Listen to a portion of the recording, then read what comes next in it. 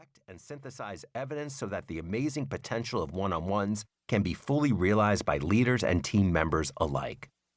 One-on-ones are incredibly common.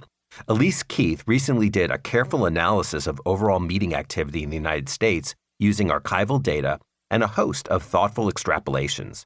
She concluded there are an estimated 62 to 80 million meetings per day in the United States alone. Let's expand to the rest of the world now. The United States represents just over 4% of the global population.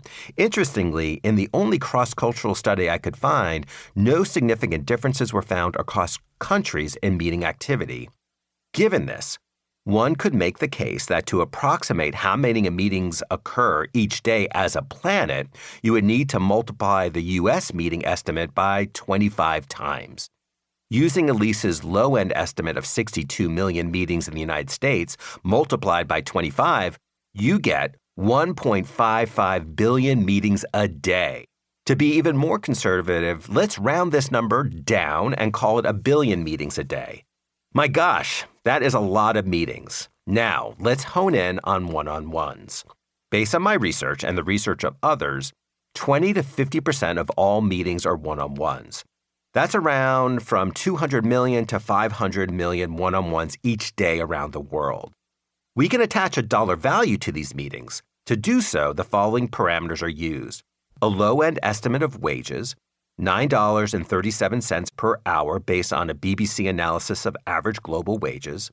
Average time for each one-on-one, 20 minutes, which again is conservative based on my work, multiplied by 2 attendees, and the lesser estimate of 200 one-on-ones per day.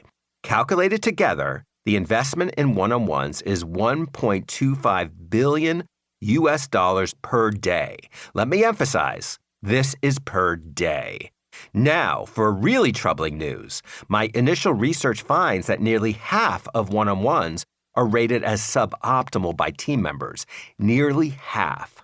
Compounding the problem, leaders' self-rating of their skills in conducting one-on-ones appears to be inflated, suggesting that leaders think they're doing a better job at leading one-on-ones than they actually are. Hence, an incredible opportunity exists to fill this gap in leadership skills and to maximize the return of investment for this critical workplace activity. The problem is that despite one-on-ones filling leaders' calendars, meaningful guidance on how to conduct one-on-ones is quite sparse. Making matters worse, the guidance that does exist is really rarely based on strong evidence and science. Instead, managers are left to rely on A, what feels right to them, B, repeating practices they've experienced by their current and former managers, and C, guesswork. The purpose of this book is to fill that gap. Besides its evidence-based comprehensiveness, this book will help leverage science to navigate the difficult balancing act required in one-on-ones. For example, one-on-ones need structure, but also flexibility. One-on-ones must tackle short-term issues, but also need to address long-term topics.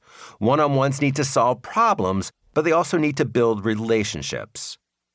One-on-ones need to be tailored to meet the needs of the direct, but at the same time, some consistency is needed across your team.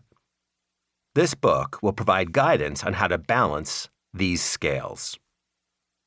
The science on meetings. Science on meetings? Yes, there is indeed a science around understanding and improving meetings. This has been a passion area of mine for years, involving dozens of collaborators around the globe, examining more meetings than I could attend in 100 lifetimes. I have studied a variety of topics related to meetings, such as meeting success, attendee fatigue, characteristics of excellent meeting leaders, lateness to meetings, how to effectively schedule meetings, key ways of designing meetings, meeting interventions to promote creativity, and much, much more. Over the last few years, my focus has turned to one-on-ones. I have surveyed and interviewed thousands of team members and managers about their one-on-ones. For example, a longitudinal study was conducted with tech workers tracking their one-on-ones over 25 weeks, along with their attitudes towards their manager. In another example, I surveyed over 4,000 knowledge workers, e.g. programmers, engineers, architects, in 4 countries about their one-on-one preferences and their